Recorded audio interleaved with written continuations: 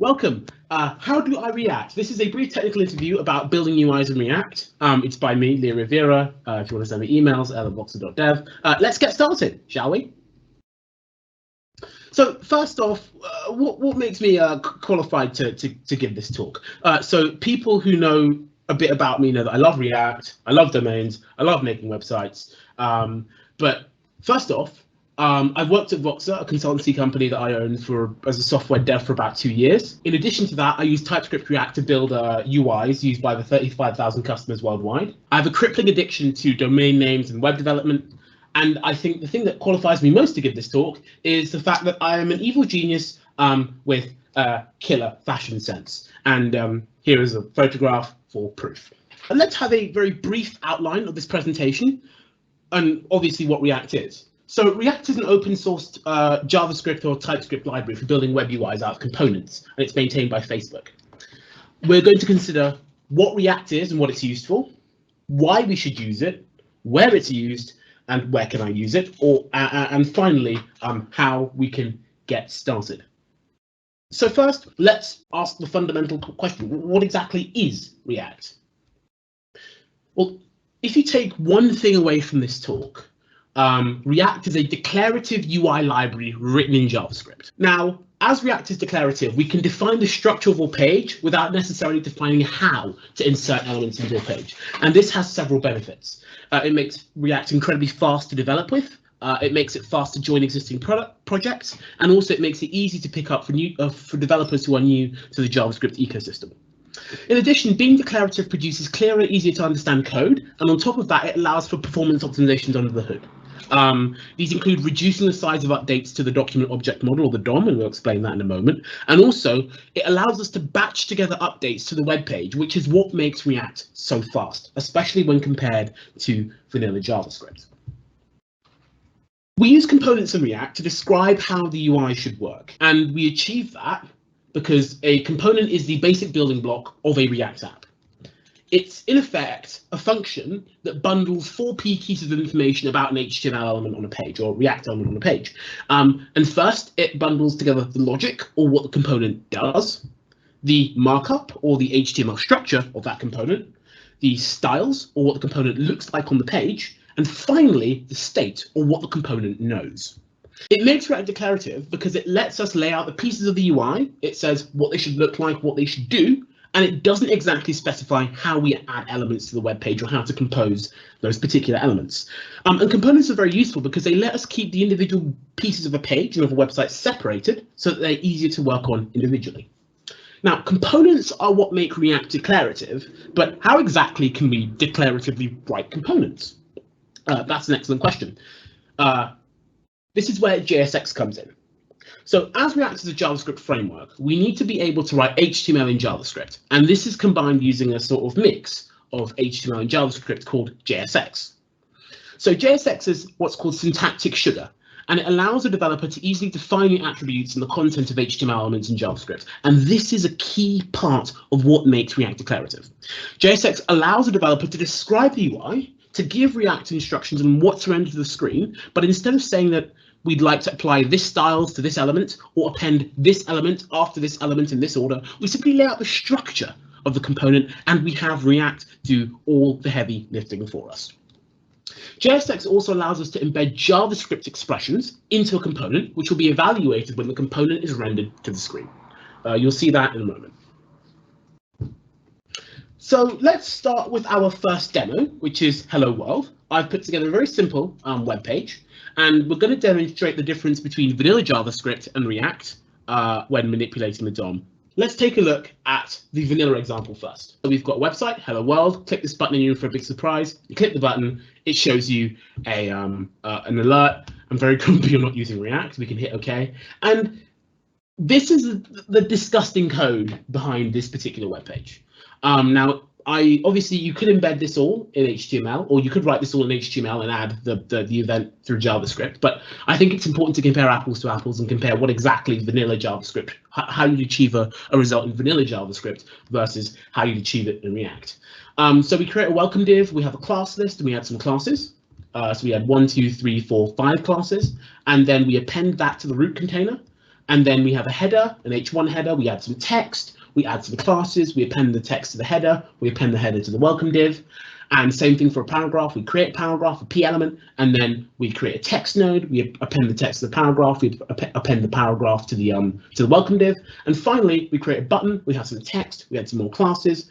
We add the button to the text. We add an event listener to the button, which does something when we click. And then we add the button to the welcome div. So we are piecing together this web page, as it were. We're putting one piece, and we're adding some text, and then we're adding that to the page. And the issue with this is it's difficult to understand. It's cumbersome to update. It's very prone to mistakes. I actually made 3 mistakes while writing this very simple web page in JavaScript, and it's hard to update in future. It's a pain in the neck. If you leave a project and you return to it 6 months later, there is no way you're going to be able to understand what this does. Now, let's take a look at our React demo. Here we go. So this is a lot simpler. We've declaratively said, hey, I want a div, and I want a header, I want a paragraph, I want a button. When you click the button, show the alert. Here are my classes. Here's the text. We said show alert to show an alert. And it's a lot simpler. It's a lot cleaner. It's a lot easier to understand. JSX is like HTML, which means it's easy to get started with and it's easy to pick up.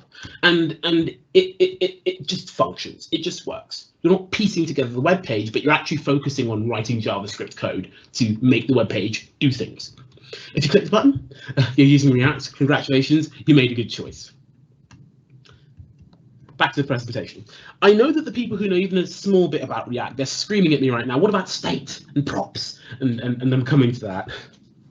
So components aren't just static bits and pieces of JSX. They function a bit like HTML elements. They change based on props that are passed into them, and also JSX components can be nested inside components.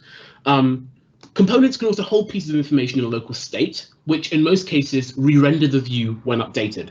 And so you can change the state and the element itself or the view of the element will change versus if you change a variable in JavaScript, there is no chance or there is no likelihood that the associated variable that you've built or displayed on the screen changes the component. And in addition to that, the component state's fully private. It can't be viewed, it can't be changed by the components in the app. The benefit of using React is when a component state or props updates, only that component is updated, is re-rendered. Sorry, I apologize. However, updating a parent component updates all its children, and we'll discuss why exactly that is in a second. Let's move on to our next demo, which clearly shows how we can employ props and state in a React app. Yes, and it's a live coding demo. I know what I'm doing here. So we're going to go back to this example here, and we're going to break it down a bit, and we're going to split it up, and we're going to add a few bits and pieces. So the first thing I'm going to do is I'm going to add a welcome. I'm going to add a welcome title, make that a function, and we're going to return some JSX. So we're simply going to return hello world here, and we're going to add that welcome title. The next thing I'm going to have is I'm going to have a welcome subtitle. And I'm going to add the subtitle here. Click this button and you're in for a big surprise. Oops, I'm just gonna, yep. We're gonna replace that welcome subtitle here. Welcome subtitle, close that. The next thing we're gonna do is we're gonna add a welcome button. Welcome button. Gonna add that, and we're gonna have a button. And obviously this code fails because there's no show alert, so we're gonna take in show alert as a property, and you'll see that in a moment. So welcome button. We do that. It's not going to work because show alert's not defined, so we're going to take that in as a prop, show alert. And we're going to pass in show alert here. Nice.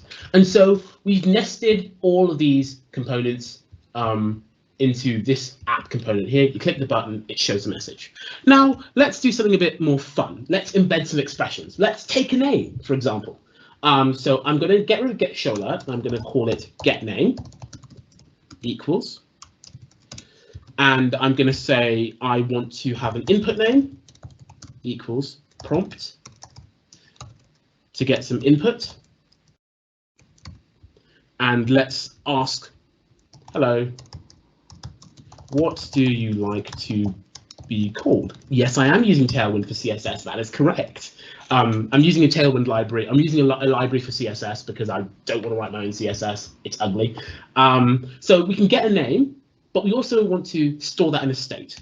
And what React does is it allows us to use something called a hook, and it lets us hook into certain functions or hook into certain abilities of a component. It allows us to bind certain abilities to a component. And what we can do is we can say, I want to get the use state hook. So it lets me use a local state in a component. And I'm going to say const, I want to have my name and the ability to set the name equal to use state. And we're going to have that set to default as a blank string. And then what we can do is take input name and say I want to set name, input name. Whoops, input name. Nice. So now I've got this get name function and it sets the name here. Now what I can do is I can say, I want to say set name equals set name. Oh no, sorry, get name equals get name, forgive me. And we can change the prop here and change the prop here. So when we click the button, what it will do is it will get a name for us and it will update the name and the state. Next, what we can do is we can display that name. So we can pass that name into a title and we can pass that name into a subtitle as a property or a prop. And we can take in name here and use it, and we can take in name here and use it. So instead of hello world, we can have hello name. Instead of click this, oh yeah, so it displays a bit of an ugly, empty title here, and obviously the button, click this button and you're in for a big surprise. It doesn't really mean much. So let's add an expression. If my name length is greater than 0, what I want to do is I want to have a comma, and I also want to render the name. Otherwise, I just want hello.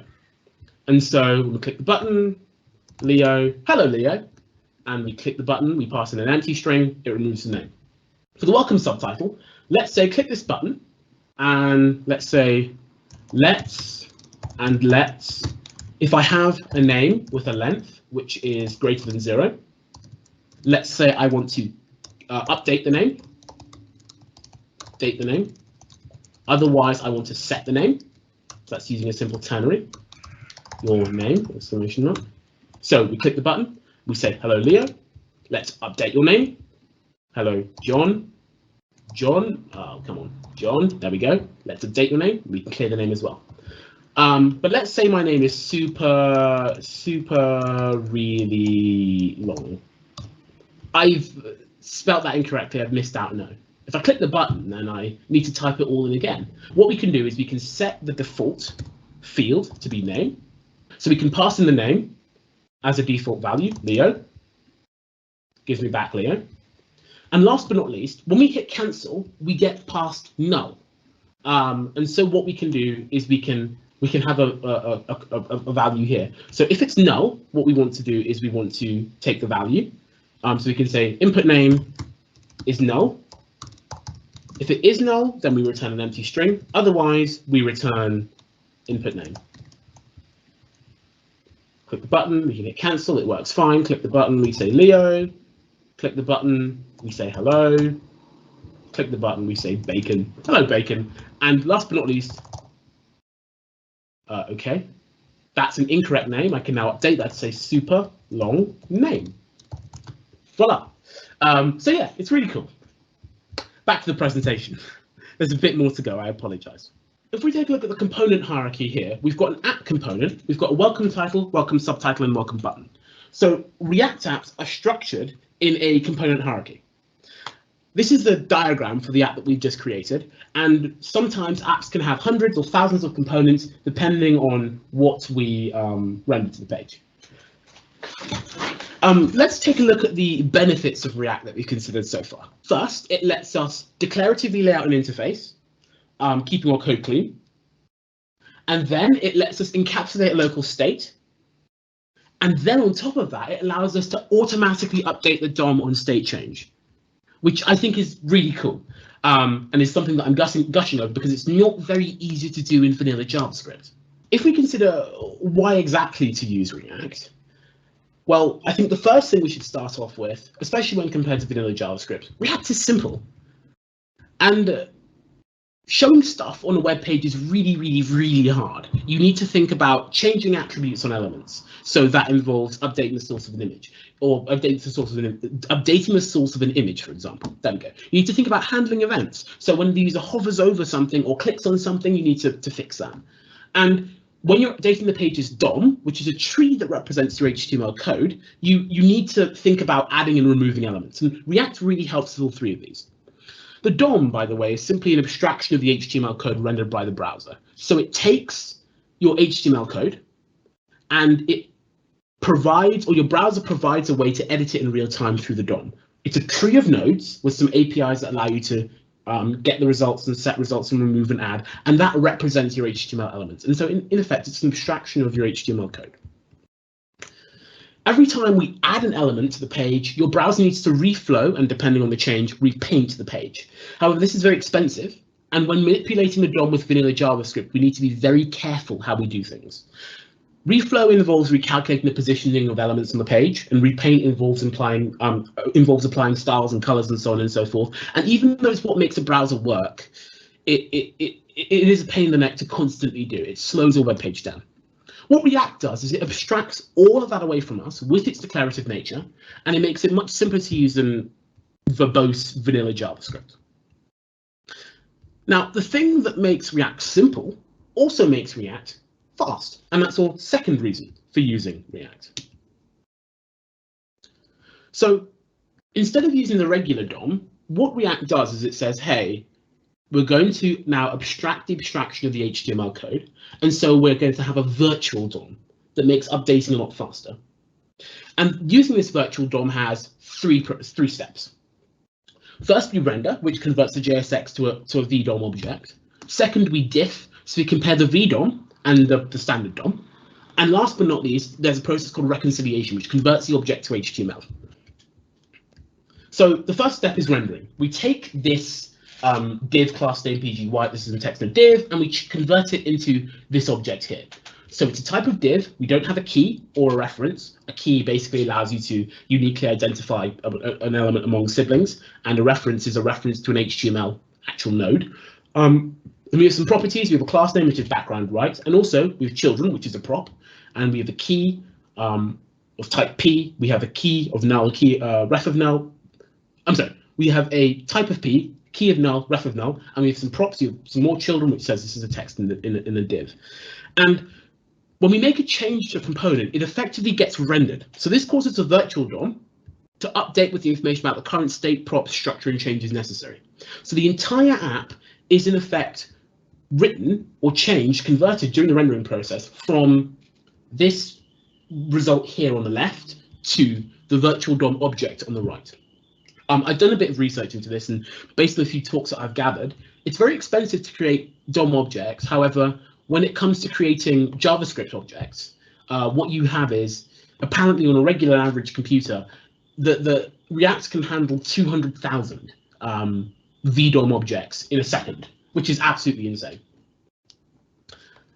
After we render, what we do is we diff. And diffing, in effect, compares the changes made in the VDOM to the page DOM. It says, hey, what do we need to change? Now, the ideal diffing algorithm, which tells the exact difference or how to transform one tree into another, runs in O(n) cubed time, where n is the depth of the DOM tree, and that obviously isn't ideal. And so what React employs is a heuristic algorithm that cuts that time all the way down to O of n. And this algorithm makes a few assumptions. First, that different root elements will produce different trees, which is why parents always re-render their children when a change is made to the parent. And also that stable elements can be hinted to using the key property I mentioned earlier. So if you have a collection of siblings in a list, for example, what you can do is you can add and remove, and React will only update to add or remove the siblings with keys it doesn't recognize. Last but not least, we have the process of reconciliation. And this makes me really excited because this is what makes React incredibly fast. After you identify which bits of the page you need to update, React only updates the pieces of the page which you need changing. And that isn't That's boring. We can do that with JavaScript. But what reconciliation does is it writes to the DOM in quick succession. It stops reflow and it stops repainting until all the changes are complete. So the browser doesn't need to recalculate positions. It doesn't need to reapply styles in the interim. You simply apply all the changes in quickfire, and then what you do is you let the browser recalculate everything after you've made all your changes. And I think that's really cool. Yeah, I apologize. We're just nerding out a bit of React here. Now, the third reason is React is scalable. So React allows developers on any size team to build any size web interface quickly, easily, consistently. As mentioned before, components can be reused in the same project, so you can write markup, logic, styling once, reuse it anywhere. And that doesn't seem like much, especially if you're working on a very small project like Semling, for example. However, but being able to reuse components becomes incredibly important and a lot more useful once your code base gets large but needs to remain consistent. And I think the fourth reason, and the most important reason why React is really good to use, is because React is open source and it's also popular. So first off, React is open source. As I mentioned before, it's maintained by Facebook. It has contributions from over 1,000 people and companies, and so you're putting all that expertise into one pot. And also, on top of that, it has an incredibly open, active community, and you're likely to find support on community forums, on Stack Overflow, on Reddit, and you can also find packages which add features to React. And that goes hand in hand with the fact that in this capitalist hellscape that we live in, we depend on massive companies to take care of the things that we love, and that includes React. And some massive corporations like Netflix, Facebook, Stripe, Uber Eats, Dropbox, Codecademy, Twitter, me. We all use React, and we all update React in effect. So because React is open source, you benefit from any of the improvements that engineers at these companies, or even the engineering divisions at these companies, put forward to improve their own workflows. Let's move on to a third question. Where exactly can I use React? So React runs pretty much anywhere. As we've discussed earlier, React is a framework for building web applications, and therefore React runs anywhere you're able to execute JavaScript. That being said, it doesn't run properly on browsers older than IE 11. And if you do really insist on using IE 11, then unsupported environments can be brought up to spec using shims and polyfills. Although I really recommend you don't use IE 11, please, for the love of all that is good and holy. And that means that React can run on desktops, laptops, tablets, mobiles, games consoles, toasters, ovens, refrigerators. Anything that can render a web browser can run a React app. Or anything that has a web browser can render a React app. And finally, how do I get started with React? Well, it's as simple as a single command. With npm, you use npx create React app my-app. And that basically fetches create React app, and it uses it to create a React app, obviously, and it gives you that basis. With Yarn, which is a superior package manager, you install Yarn if you haven't already using npm, and then you can use Yarn create React app my-app. So in conclusion, what we learned? First off, React is a declarative UI library for JavaScript and TypeScript, even though we haven't discussed that. That's probably another lightning talk for another time. It uses components to bundle together logic, markup, styling, state, and it does all that to define the user interface. Components have a local state and also can take in props from their parents. And React is good to use as it's simple, fast, scalable, open source, popular. We've also learned that Leo's damn good at live coding. And I think the most important thing is React good, Facebook bad. Here are a few resources. They're practical and step-by-step tutorials on the React website. There's a Mozilla tutorial available. There's Dan Abelmov's blog, which I think is really good. And also there's Awesome React, which provides a whole list of React resources. I've been Leo Riviera, and it's been a pleasure to teach you about React. Please send me an email if you do find the time.